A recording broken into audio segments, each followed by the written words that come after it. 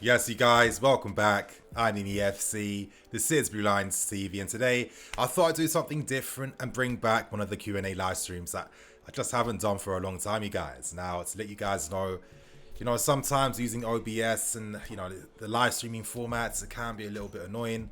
Sorry for the delay, you guys. I was supposed to do this at 3:30, but for some reason my webcam was just not working on OBS. Had to restart and do all that type of nonsense, you guys. But anyway, I'm here, and today I'm going to be here for the next 45 minutes answering your questions, as you guys can see on screen beside me. So, without wasting any more time, let's get straight into things, and let me look for a first question. Okay, Fahad, what can we expect when can we expect a player announcement? Well, for player announcements, maybe on Thursday and Friday, from what I'm hearing.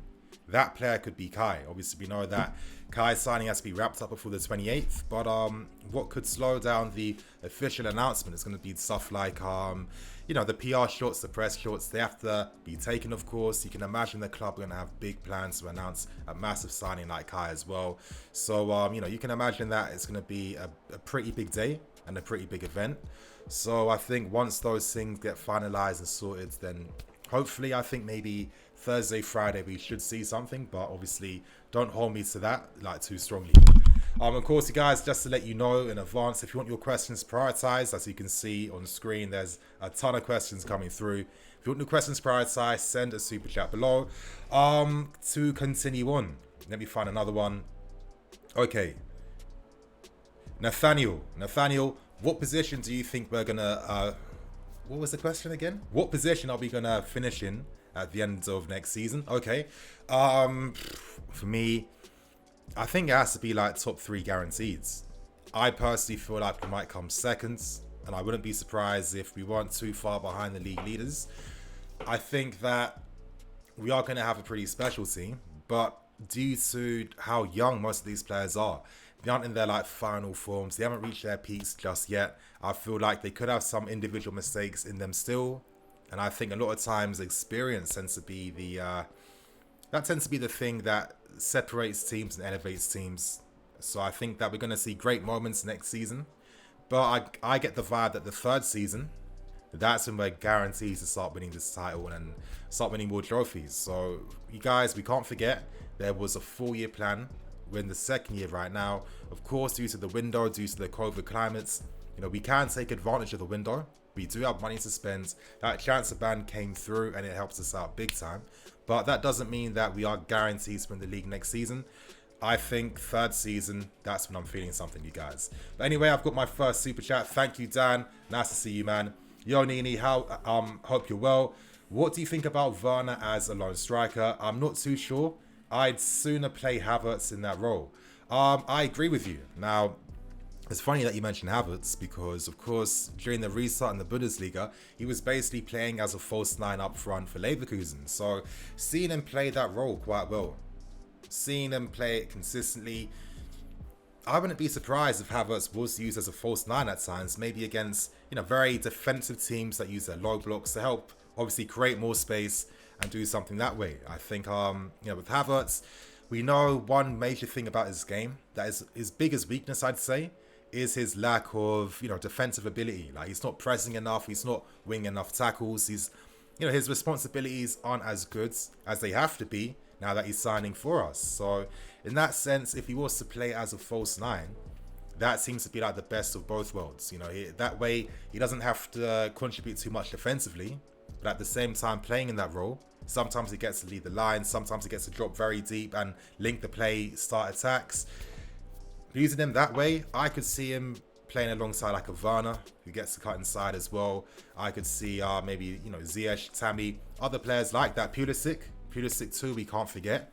I mean, just imagine Havertz false 9 dropping deeper with Vana and Pulisic coming down both flanks, making those infield runs as well.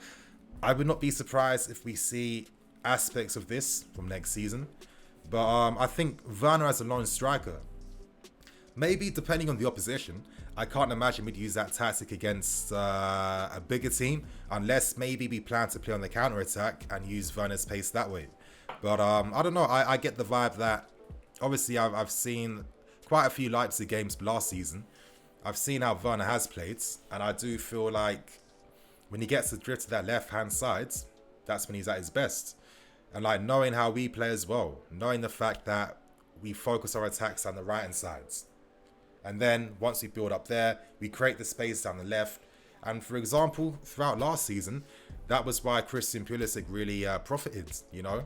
We were able to create space on the left-hand side from him to operate in, you know, beat his man, go 1v1. And I think maybe the same thing could be done with Timo Werner. So it definitely is interesting. We have a ton of options. We have a ton of formations to use. So much. But I guess for you guys in the comment section, would you like to see Werner play as a striker? Or do you think maybe he might start as maybe a left side forward player instead? Obviously, let me know below. And moving on, we've got some more super chats. Thank you, Javier, man. Can Sarr also play as a left back? I think he has played, I mean, a left back, I think, needs to use like a back three. So in that sense, if you play as a wide defender, I guess, yeah, you can fill both roles. I think he has played too as a wing back at times. I can't fully remember, so don't quote me on that.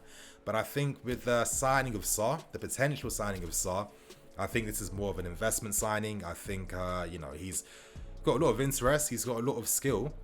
And maybe in the future, he could provide a solution for the team. But I think right now, getting a loan move potentially to a Leverkusen in the Bundesliga, that could be great for him. That could be great for us as well, knowing that he's going to get top quality game time and minutes to improve as a player. So I don't see him as a signing now. I mean, as the reports are stating, he is going to be sent on loan straight away. So yeah, I think it makes sense. I think it's you know, pretty astute work in the market. I think it's pretty smart business, and maybe, you know, we should start to complete more free signings like this if we know, you know, there's a young player available that you can potentially profit from in the future. So that's my opinion, man. And thank you for the super chat. And for the second question, or the third one now, do you reckon we will stick with Kepa in goal?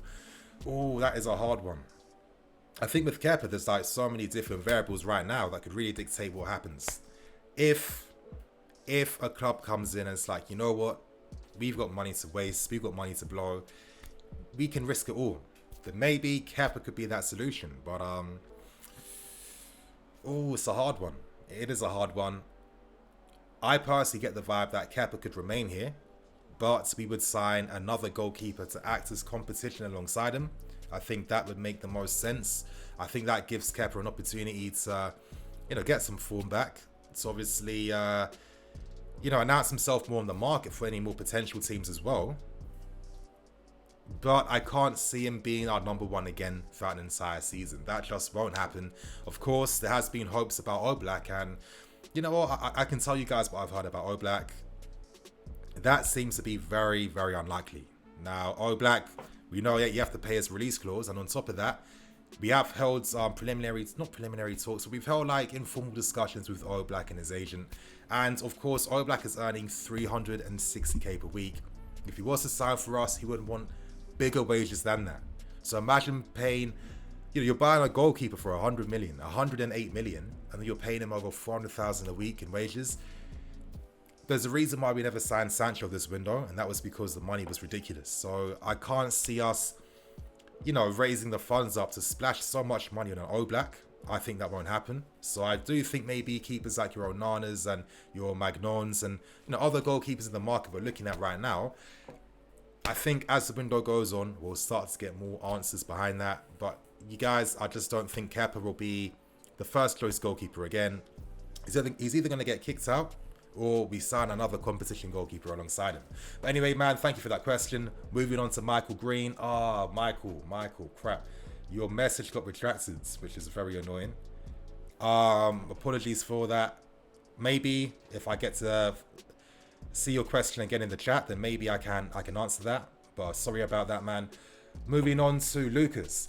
Where can you see Cover playing? I see Frank using a 4-3-3. He isn't a 6 or an 8. Oh, Cover is a very interesting player as well. The thing with Cover is that, for me, I feel that he is definitely a top 4 caliber player. I mean, the way he plays the game is close control, his ability to receive the ball under pressure. I think that's one of the best. Incredibly press resistant, incredibly skillful. The way he just uses his body too when he's shielding the ball. He's got that tenacity. He can run. He can cover grounds. I think he definitely does have. He definitely has game time for next season.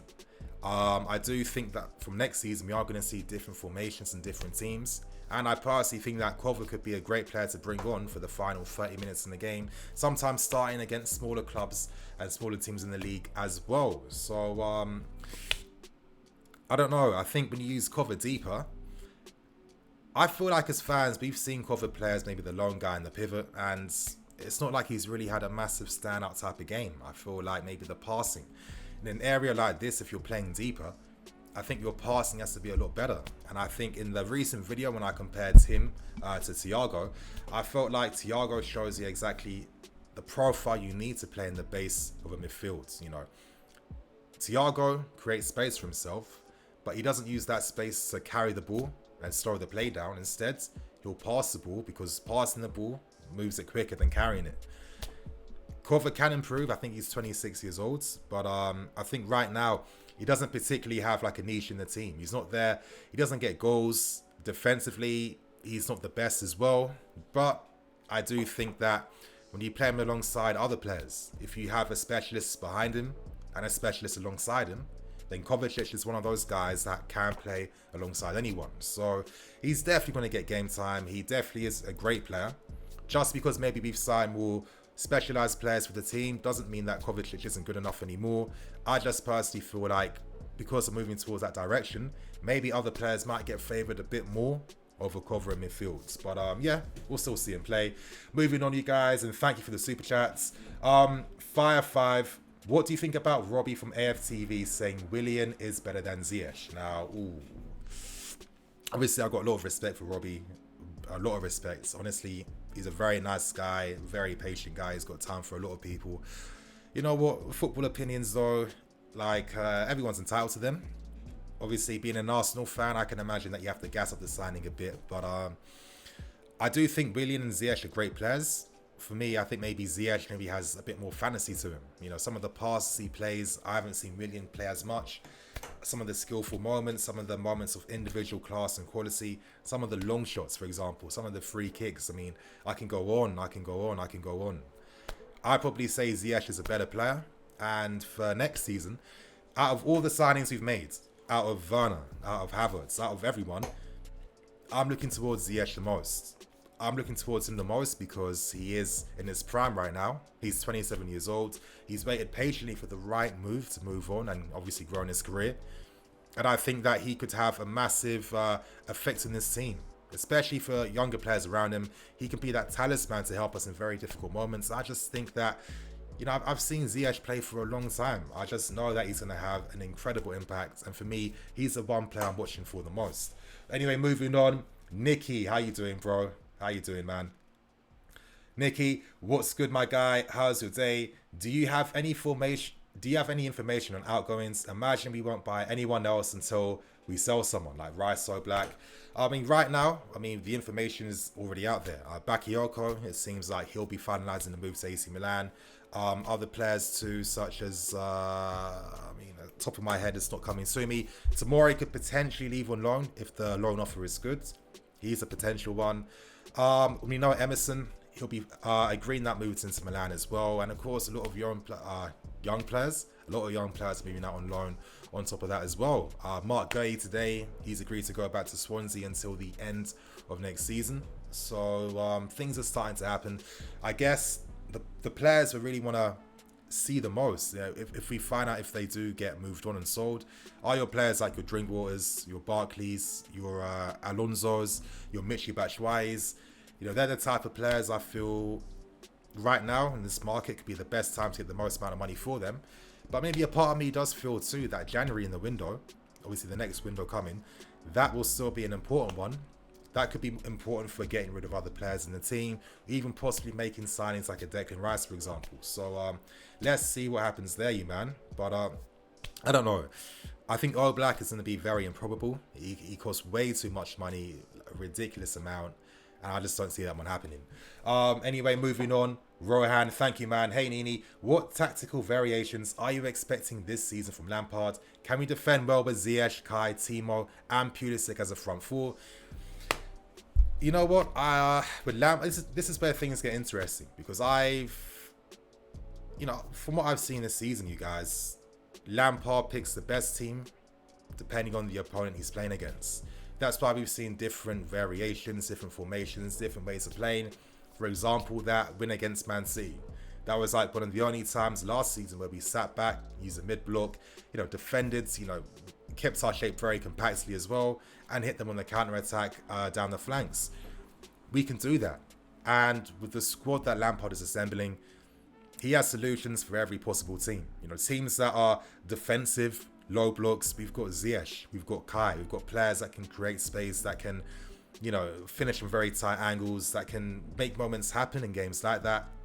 Against teams maybe where we need to have more strength in midfield, or maybe, sit back a bit deeper, we also have those options as well. So this is where it's going to get hard. I feel like maybe for the first 2 months of the season, I'm just going to learn, take things on boards, see what's happening, highlight differences from last season and the new season to come before I can give proper concrete answers, because I don't want to pretend that I know absolutely everything. I constantly learn every single season. That's why I love doing what I do. And yeah, man, thank you for that question. Moving on to Kareem. Hey man, Nini, bro, top quality, reliable content, #1 Chelsea YouTube source. Would love to have a space where we can chat football like a Skype live thing. Yeah, man, that'd be cool. I am going to bring back the QnA show. I definitely want to bring that back. I want you guys to come on, have your thoughts and opinions, have our debates, talk about the season to come. I feel like there's going to be so many different talking points and exciting things to mention. I do want to bring that back. I guess the only thing that maybe slows that down is just finding the right format. When I was doing that before, I felt like I was wasting so much time waiting for people to come on. And the streams would go on an hour and a half longer than I wanted it to. So until I find the perfect format, that QnA show will need a bit more time, but it will definitely come back 100%. And I've even been contemplating maybe doing something again with my Patreon, or using a membership here. But maybe I can do personal live stream shows with people that subscribe. So these are all things I'm thinking about and trying to come to the best solution. But anyway, man, thank you for that question. Oh, damn, I've got a hella super chats. Wow, that is a lot. You guys just bear with me a second. Moving on to Michael Green. When will we announce Havertz? He is due to join up with Germany on Monday. Could this interfere with the deal? Will he be announced this week? As I said at the start, don't quote me on this, but I'm hearing potentially Thursday, Friday, we could get official confirmation. So let's see what happens there. Baggy TV, thank you for the super chat. I appreciate that a lot. Dion Bates, next one. Squad numbers for the new players. I haven't even asked, to be honest. I haven't even asked, even thought about that. So that's something for me to get on after this stream, I guess. Moving on to Harry. I think we should sell Andreas. He's so lightweight. He's not suited to the Premier League. Also, I think Lampard was referring to him and Rudiger after that defeat against Sheffield. Now, I do think you do have a point there. I think with Andreas, this is something I've been speaking about with some of my friends. The way he started his career here, he still is a great player. We can't take that away from him. But, when he started, you just felt like this guy is guaranteed to be one of the leading defenders in the Premier League. Now, that still isn't an impossible thing to happen. But I do think personally, maybe Christensen, he might need to bulk up a bit. I don't know, maybe if his metabolism is too fast. Maybe he has to eat more. He has to find the right dietitian. I mean, he's a professional footballer. He has the money. I'm sure he can find the solutions. From what I'm seeing, the transformations that a certain Goretzka made, from his little skinny ass before to how he is right now, I feel like maybe if I'm Christensen, I have to be inspired by that. Still, let me even just continue on Christensen. I personally feel, that I feel like Sarri kind of affected Christensen's confidence. Now, with Sarri, as I was saying throughout the season, he would kind of make judgments on players very quickly, and he wasn't flexible. I think one of the only players to change his mind was David Luiz, which, would have been absolutely stupid if he wasn't using Luiz for a team that focuses on playing out from the back. That would have been dumb. But for players like Christensen, when he's saying to him, I don't think you're aggressive enough, you don't have the qualities I want. After that moment, And when you're a player that knows that whatever you do, the manager ain't going to rate it whatever, in whatever sense, I think that is going to affect your mentality in games. Like, we can't forget, before, Christensen was known to be a defender that would never give away fouls. He would never, ever give away fouls or free kicks or anything like that. He was like, he's a defender that keeps his shorts clean when he's playing games. And I felt like he's listened to Sarri, he's tried to adapt, he's tried to do things like that, but maybe he's not playing his game. And I do think, on top of that as well, maybe he's getting targeted even more by strikers in the Premier League. And then, of course, they're absolutely entitled to. I mean, this is professional football. You have to be, people are playing for their badges every single week. That's not an excuse. And I'm not trying to say that's an excuse, but what I'm trying to say is that maybe he's suffering a bit more from very, heavy tackles and heavy treatment. I think the referees don't tend to give fouls towards defenders, especially when strikers are obviously, making those challenges as well. And I just think that all these things combined, we're not seeing a Christensen that's fully mentally confident. In games where I've seen him get knocked to the floor, get concussed, broken nose, broken this, broken that, right after those moments, it's like he loses his head. His concentration, his composure, it's all gone. And maybe these are things that can be worked on when he feels more confident in his body. Because I think technically, other than maybe certain times of this positioning, because I think certain times, especially defending crosses, it's like Christensen thinks he's playing in the back three still. But, maybe, he hasn't even played as many games consistently. Maybe you can be a bit rusty. I don't know. I just think there's so many variables to Christensen. I would give him another season. I definitely think he has the quality, his passing, the technicality, the defensive skills. He has that. Let's give him some more time and let's see what he does for next season. But anyway, moving on. Nathaniel CFC. Big up the live stream. About time. Yeah, man. Yeah, real talk. It has been definitely about time. I'm going to do these a lot more often now. Swiss Daniel, do you know when preseason starts for us, Nini? We were supposed to have a game against Brighton, but of course, they're our first opponents for the season. So that might not happen anymore. From what I'm hearing, I think maybe the club are potentially looking at, other clubs are lined up in the next few weeks, so we can see what happens there. But I think it's one of them ones where we just have to just prepare ourselves for something to happen, because right now, nothing's confirmed. Moving on to football skills. Obviously, Billy Pepin, thank you for the super chat, man. Football skills, Nini. If Lampard doesn't win a trophy, will he be sacked? I honestly, I'm definitely not. Definitely not. I think, we can't look at the successes of clubs like Man City and Liverpool. They've won leagues, trophies, European titles, etc., etc. We can't want those aspirations and at the same time not understand that time and patience is needed. Pep, Klopp, most great managers who win things like that, they have the time to build things and build teams and identities, philosophies. In the end, when you back them, they get you the trophies, they get you the titles. So I think if Lampard didn't win something, that shouldn't be used against him, when regardless of the money we're spending, most of these guys are still young, most of the squad is still young, and these guys aren't in their prime just yet. When they get to the age of 24, 25, and for most of these guys, that's a good 4, 5, 3 years away. That's when you can really start to be critical with them, because again, they've reached a new stage of their careers. Regardless of what happens next season, even if we come close, if we miss out on the title by a point, if we get knocked out and lose a final on penalties or whatever, it would be incredibly hasty to get rid of Frank Lampard, knowing the fact that this team is still a young, hungry team with full of potential, basically. So for me, that is definitely not even a question. And then to move on to Alonso. Thank you, Alonso. I think we need Lewis Dunk as our centre-back. Alonso, if you don't know the latest news, Dunk signed a new 5-year deal at Brighton. He won't be going nowhere. Brighton wanted up to 50 million to sign him, and the club, one of the main reasons why Thiago Silva is being signed is that we don't want to spend tons of money on mid-tier options. And I'm not saying mid-tier to be derogatory and be rude and cynical. No, nothing like that. It's just if you're going to spend 50 million, you're spending that on guaranteed quality.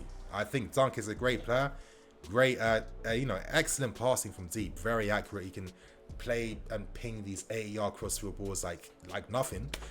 But if he was to sign for us, would he be a guaranteed first choice defender? I don't think so. And if you're not going to be a guaranteed first team defender, then I don't think you're worth the 50 million basically. Moving on to Freddie Fords. Oh, why do the messages keep getting retracted? That's annoying. Sorry about that, Freddie. Moving on to Pavan. Great to see you doing live shows. Keep up the good work. Thanks a lot, bro. Javier. Thank you, Javier.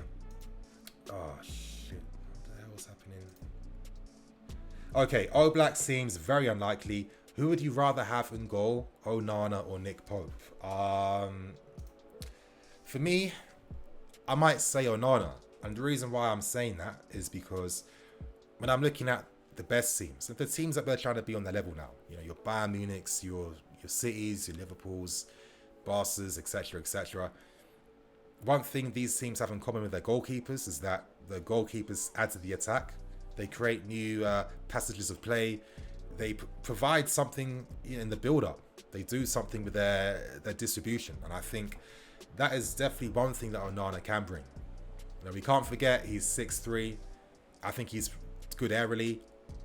And he's a sweeper keeper in the sense that for a team like us where, you know, we're going to concede certain opportunities against the counter-attack, I want a goalkeeper that knows how to leave his lines, leave his books, close out the spaces, make himself like very big, and obviously help prevent those goals going in. I think Onana is a great sweeper keeper, and I think tactically with how we play, he could complement things and really work. So I think he'd be a great keeper. But on top of that, you guys, there are so many great keepers in the market. I really like Strakosha from Lazio. I think he's a great one.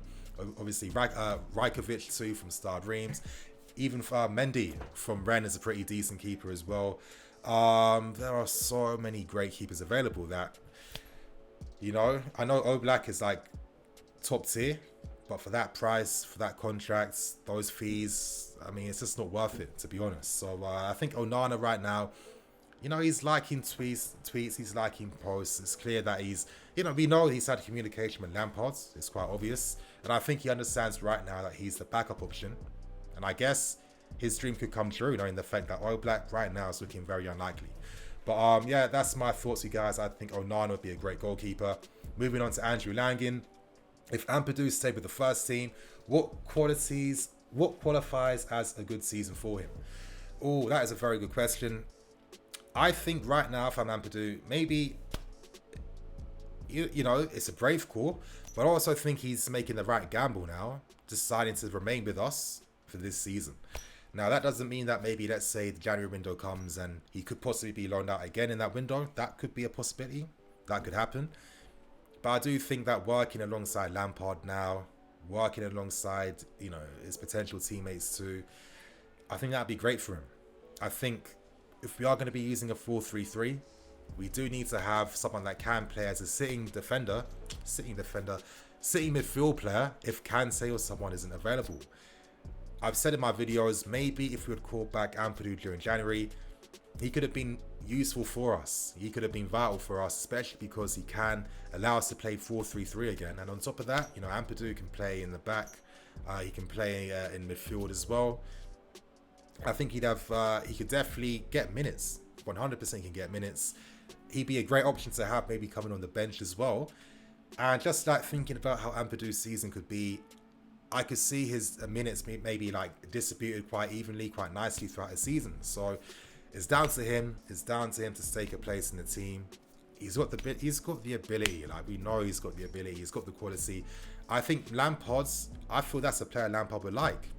Like, one of the things I really like about Ampadu is how he defends. I like how tight he gets to his man, how tight he gets to his opponent. He closes that space down. He gets on the back of their necks. He makes it hard for them to play out. And he forces teams to have to play backwards with how he presses and how he wins that ball quickly too. So, you know, on top of the passing, the aerial play, obviously the work rate too, the tactical understanding, Ampadu, he's got the qualities. But right now, like, the future of this team is going to evolve as the years go on. It'll be interesting to see what our defense could look like one day. I mean, we've got so many great options. We've got Mbiyamba, we've got this Colwell guy, we have Guy, we have Tamori, we have Ampadu. We've got options. Clark's. We've got options, like ridiculous options, and it would be a shame if none of those guys made it. I'd like to think that with more game time, they'd grow and, you know, obviously reach those heights we need, and I think they can, and hopefully they do, because that's something I love to see, you guys. But anyway, moving on. Freddie Fords, with Ben, Havertz, and other signings coming in, how do you think it will affect promising youngsters like Maatsen and Andrew? I don't think it will affect them too much. I think, you know, players like Andrew and Maatsen, they would have seen your Tammys, your Masons, your Reeses. They had to get loan moves first. They had to make moves to the championship or abroad as well. And I think for them to claim a place in the first team, they really need to get that experience, start playing football consistently week in, week out. And to be honest, I could see both players leaving on loan. Now with Maatsen, you know, if he has a great pre-season, could that maybe persuade the club to maybe sell a Marcos Alonso, knowing that, okay, I feel confident that Maatsen could be the backup until the end of the season. Who knows? I have reported on previous news beforehand about other players we've looked at to fill the fullback position. For example, Castagna from Atalanta. He's a guy that can play on the left and on the right as a wing back and as a fullback too. And, you know, he could have a lot of game time if he was to sign for us playing as a backup. So we do have options there, but I think if Andrew and Maatsen want to obviously, you know, play first team for us, because why would he not? I think getting a loan move, playing consistently would be key. Some great teams right now, possibly a loan move to like a Brentford or a Swansea, or maybe even a team that's playing European football. I mean, okay, maybe that's a bit too ambitious, but I don't know. That type of move I feel would be great, and I'm hoping that something like that gets secured and finalized, obviously quite soon. Anyway, moving on, I have another question. Soren, sorry bro, your message isn't there. And for anyone that sends a super chat, just make sure, like triple confirm that you've got your message written first. I make that mistake myself sometimes, and I'm like supporting streamers too. It is what it is. But anyway, moving on. Okay, another super chat. Thank you, Jello FC TV. Hope all is well, Nini. Do you think we could play with 2 8s, Havertz and Mount, and Kante CDM, or do you think we will have to use 2 CMs and Havertz or Mount in front of them? That is a very good question, and you know, it kind of touches upon things I've been saying consistently. I think the teams, lineups, and formations we use are going to be dependent on the opposition we play against. I personally think if we are going to use a 4-3-3, I think you probably have to use maybe your your Mounts and your Havertz in midfield with Kante in behind. But also, as the game goes on, you know, we can easily like change our tactical shape and formation. We can become a 4-2-3-1 team. We can become so many different varieties due to the options we now have in the team. But I guess if it was between maybe Cover and Mount as a number 8, I'd probably go for Mount. And the reason for that is that if you're going to be playing as a more advanced midfield player, I need to hope and make sure that you have goals in your game. With Mount, he's shown that he has the potential to get goals and score even more goals as he develops and gets better. And I think playing alongside a Havertz would be key. You know, Mount's pressing is very good. His work rate is very good. Tactically, very intelligent player. He knows what positions to be in, when to move off the ball, when to create space, all that type of all the subtle stuff that doesn't really look sexy on TV, but is very important for how a team plays as a team. You know what I mean? How a team plays cohesively as a team. It just makes more sense to me that Mount would be the guy you'd use alongside Havertz with Kante behind. And listen, I'm sure as, you know, a second half of a game, you know, you could take off either one of those guys, bring on Cover, and keep the same formation, same team. And yeah, I just think we have to get used to that idea of just how flexible things are going to be for next season. It's not like how it was under Sarri or other managers where you have like one consistent first team that is your strongest team that plays every single game. It won't be like that. So yeah, this is why I'm even more excited. I think now, like when it comes to like making like predicted lineup videos, they should be even more interesting now, because honestly, there's going to be so many different aspects to talk about. So yeah, I think I would have to see maybe Mount in that number 8 role. Anyway, moving on now to Chris V. Thank you, Chris. What is your dream midfield now? Personally, can't wait to see Mount in the number 8. Apparently, Silva is turning down a new contract from Paris Saint-Germain. that wasn't going to be a surprise. Yeah, it seems like Silva now is just absolutely destined to sign for us. That's going to get wrapped up very, very soon. And, you know, as I said in my video, midfield 8, you know I'm going to have Ruben playing in that midfield 3. You guys already know I'm going to have Ruben playing there. It is what it is. I seem to be offline right now. Okay, I'm back online. Apologies for that, you guys. I don't know what happens. This is why I hate OBS, and this is why I get put off doing live streams sometimes, because random things like this that I don't know what's happening happen for no reason. But anyway, Chris, I'm gonna just like re-answer your question. What's your dream midfield now? Personally, can't wait to see Mount in the 8. Apparently, Silva turned down a new contract. Yeah, exactly. Silva's turned it down, as I was saying. For a 36-year-old, I think he's like Ronaldo physically. You know, looks after himself. Clearly, still has that pace. Good aerially, and I feel he's going to be, you know, a very smart signing for us for next season. But if I was to pick my dream midfield 3, guys, you know I'm going to be saying Ruben's going to be in that midfield. Now, I know, Nini, you know, he hasn't played, he's injury prone, this, that. I think if there's one thing you guys know about me is that I'm an eternal optimist. From the minute I started this channel, I've only been thinking about the future, long term, and what's going to be best for us to get long-term success. I do think that Ruben, now that, you know, with having like an additional preseason in a sense right now, not really having too much game time to, you know, like affect his recovery periods, I think that he'll be okay as the season goes on. And I think we're going to have just ridiculous options now that we can interchange between Ruben, Havertz, Mount, etc. Yeah, it's even mad to think if we had a full strength team, what would actually even be like our very best team on paper? It's quite hard right now. I think that we're signing lots of great players in a great volume that are all good enough to be first team players in their own right. And I think right now, modern day football, with how teams are so intense with their pressing, with their work rate, with how managers rotate them constantly as well on top of that, I do think now you need to have strong squads throughout many positions as well. And yeah, I'm sure we're going to see that midfield 3 of Mount, Ruben and Havertz constantly rotated every single time. You know, for example, obviously Kai is a great player, but to be honest, it's not them ones where it's like he won't have mistakes in his game. He won't, like, you know, mess up in moments. He won't have like the odd bad game. I mean, that's bound to come. You know, we can't forget he's like just turned 21 years old, I think. I know he costs a ton of money, but I think for me, money means absolutely nothing to me, to be honest. It's not my money. There could be times next season where he might not be in the team because Lampard's not happy, as we've seen with Pulisic and other players. And I think that's why I'm such a big fan of Lampard. That's the type of mentality you want to have in the squads. I think that's a mentality that encourages everyone to grow and become the best they can do. And I think that's going to be for every single player. Just because you're a new signing doesn't mean you're automatically guaranteed a place in the first team. You got to be on point.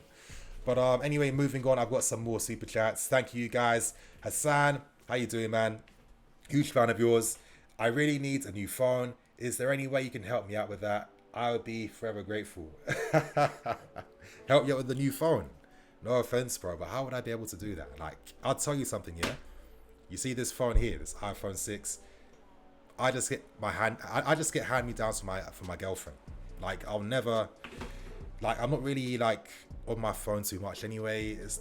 I try to like stay as far away from my phone as possible, to be honest. And I think I'm just gonna continue using my girl's hand-me-downs. So, sorry, man.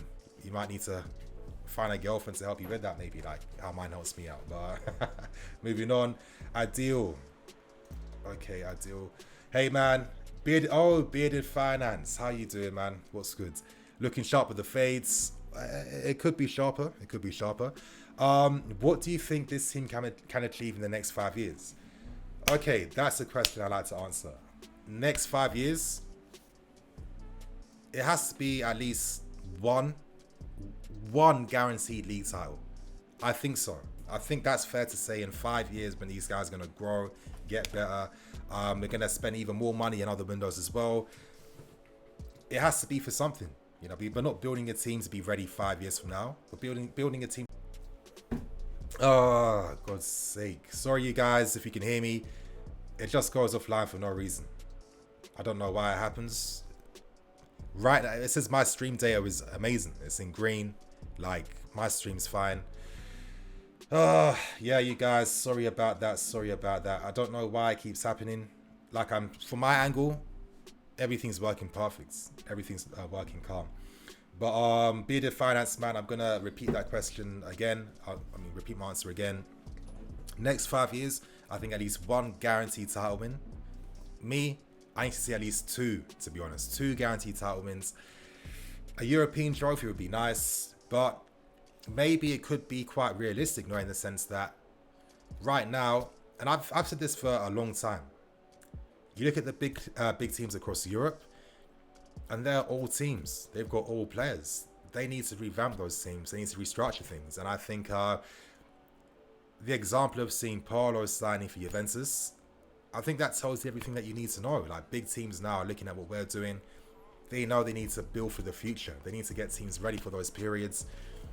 For most of the big teams like your Bayerns, your Madrids, your Barças, Juventus, etc., they have aging players that will get sold on. And I feel like those clubs in particular may have their own transitional periods for themselves. So let's consider the fact that you could be playing against teams of this nature that aren't in their prime that they used to be, knowing that maybe in the next next season, second season, third season, we're going to be an even better football team that's going to be in our prime, with players that have been playing together for years and years. I'm not saying it has to be a guaranteed win, but I feel optimistic that it's a possibility. It's a possibility that a European trophy could be something. So let's see what happens there. And of course, other like domestic titles, I need to see at least one FA Cup, one Carabao Cup. 5 years, at least a minimum of like 4 trophies in 5 years. I think that's okay. I'm using Liverpool as my example as well. So Liverpool didn't win anything until their 3rd season. So yeah, I think maybe 4 or 5 trophies in the next 5 years. That's what I'm after, you guys. But anyway, you guys, I'm gonna literally wrap things up in the next 10 minutes.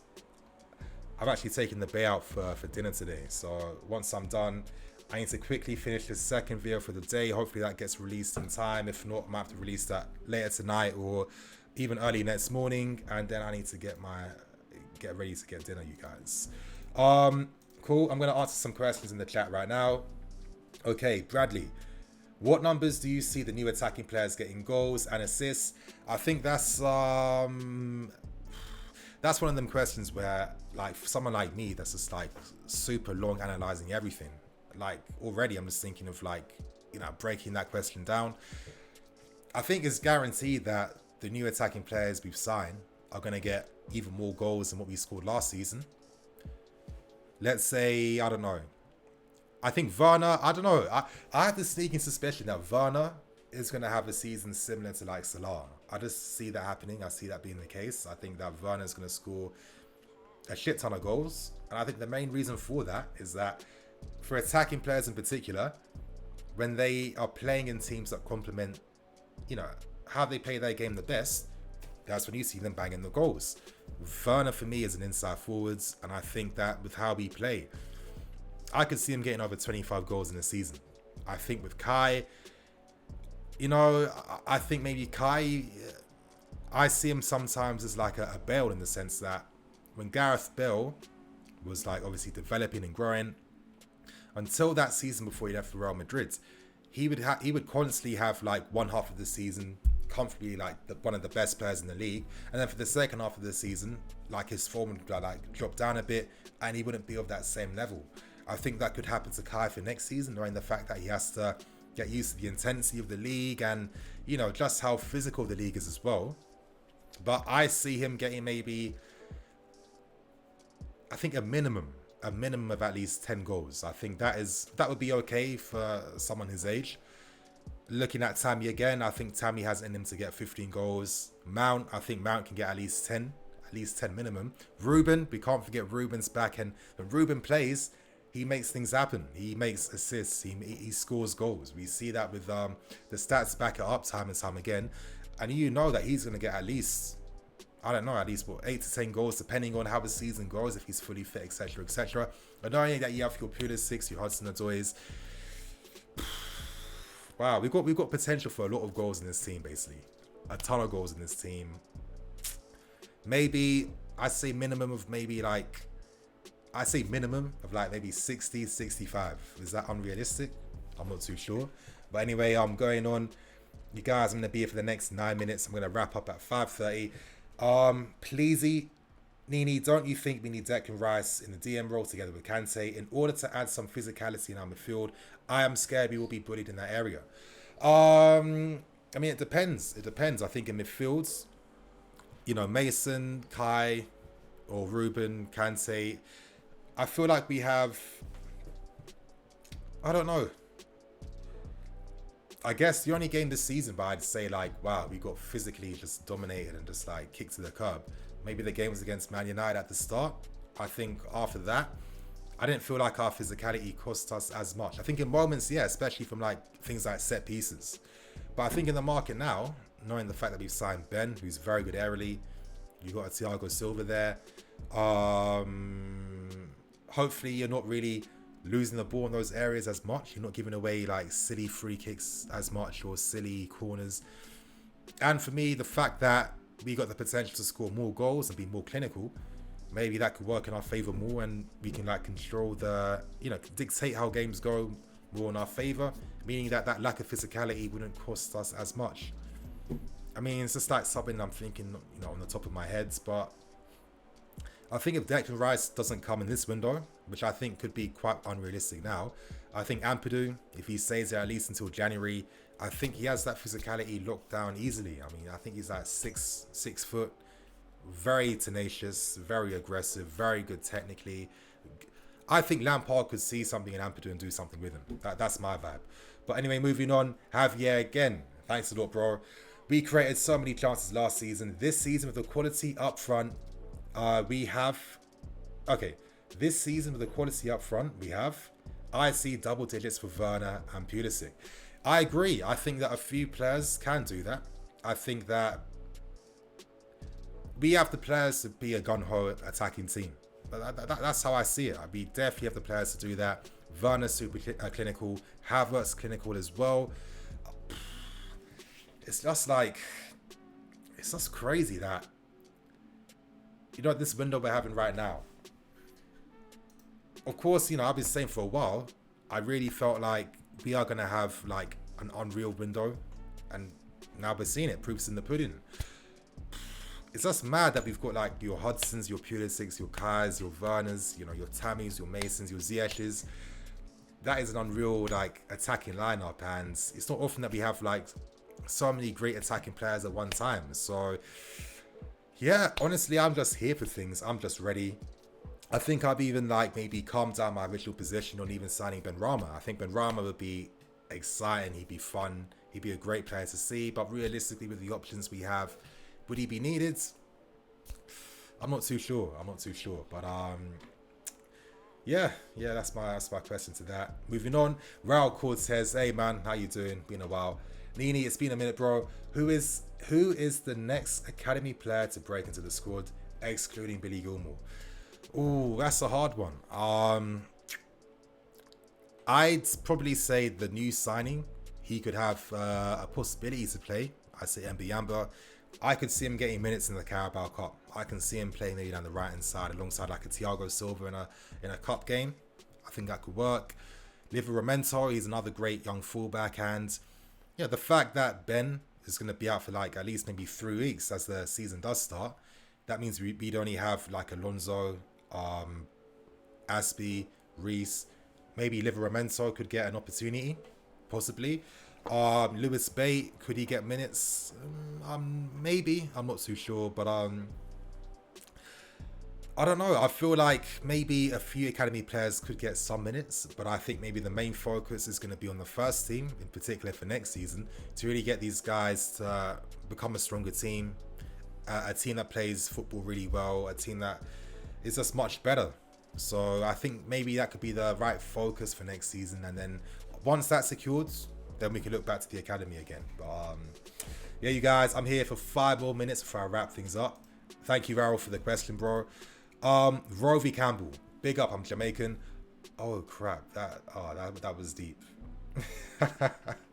The minute I was about to read it out, the chat just refreshes. So apologies for that, man. Okay. What questions are there? So many. Edwards, Quintero. Are we going to get a keep about possibly line? Okay.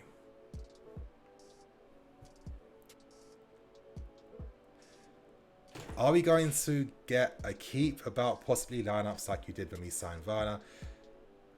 Oh yes, I know what you mean.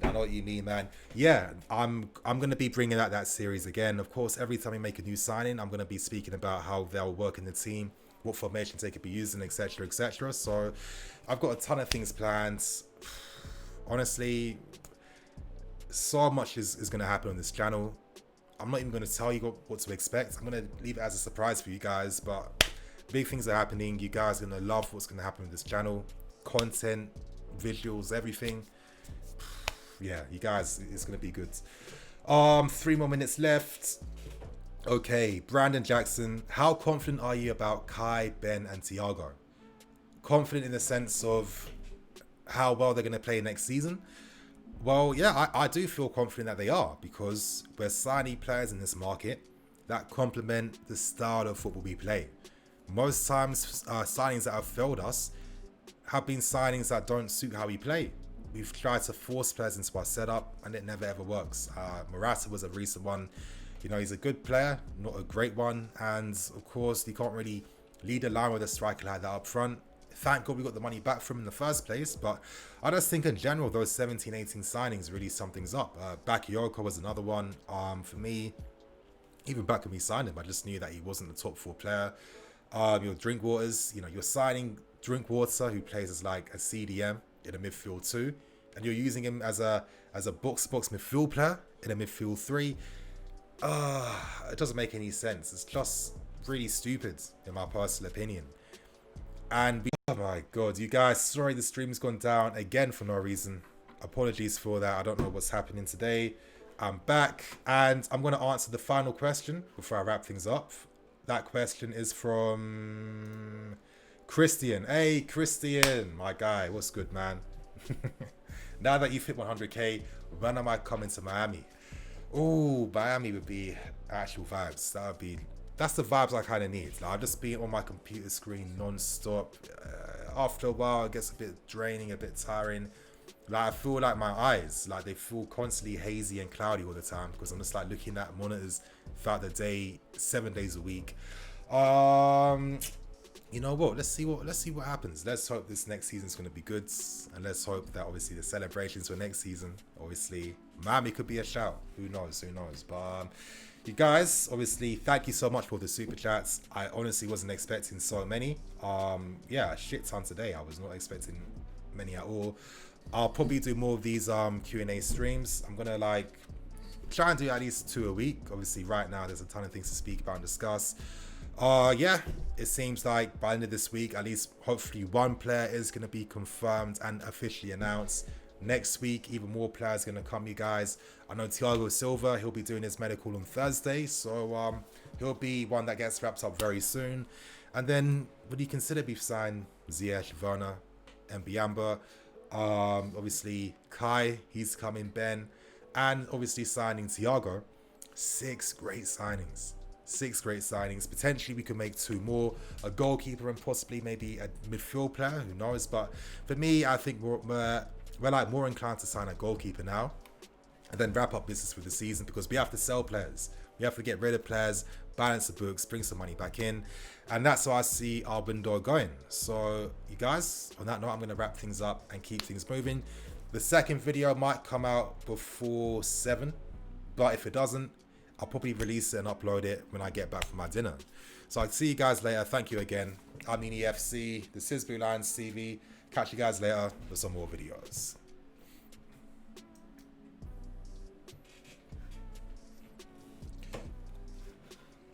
$5. Wow.